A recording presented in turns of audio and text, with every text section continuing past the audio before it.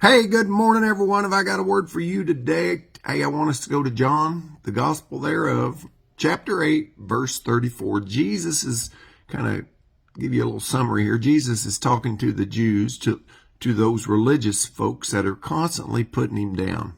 You know, think they know more than him, that they don't recognize who he is, number one. But anyway, as I'm reading down through there in verse 34, Jesus says, and I want you to grab a hold of this, just open up your heart and open up your mind and listen up. Listen up. Jesus replied, I tell you the truth. Everyone who sins is a slave to sin.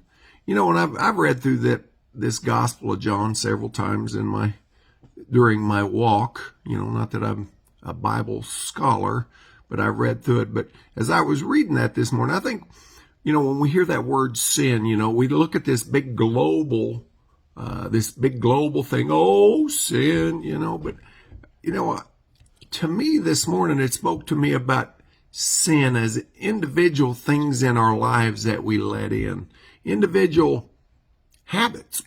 You know, let's just throw that out there. Individual habits that we know are destructive to our, you know, our hearts, our minds, maybe even our bodies, maybe our families, maybe our relationships with our spouse. Maybe it's, you know, this habit is destructive to you and your club brothers or your ministry. But, you know, he's reminding us, as some of that red letter stuff, get a hold of this. He's telling us, Jesus replied, I tell you the truth. Jesus is saying, hey, listen up. I tell you the truth. Everyone, not just some people, you know, some people think, well, I can handle this. I can handle one, or I can handle watching this, or I can handle hanging out there. Jesus is reminding you and me, he's reminding me today, that everyone who sins, you know, and let's try to narrow it down to one of these little things going on in your heart, your mind, your life, your relationship. He's saying everyone who sins is a slave to sin. We can be a slave. If you're not careful, you can be a slave to a habit.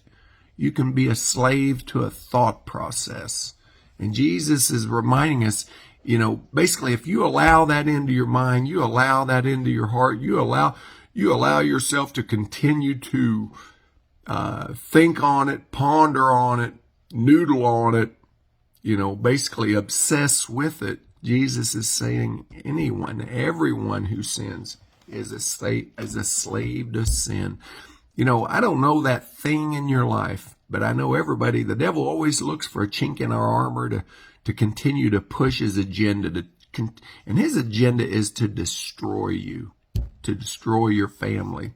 So on down in that chapter there in chapter 8, it talks about whom the Son sets free is free indeed. Jesus can set you free from those things. But, you know, don't allow those little things in your heart that you know are destructive to lead and guide you, because Jesus is telling you, everyone who allows sins into their life is a slave to sin. Don't be a slave to sin. Don't be a slave to that thing that you know will ruin you. I want you to grab hold of that. I want you to noodle on that. I want you to know God loves you. He loves you so much that he sent his son. He gave his son that gift. You have a blessed day.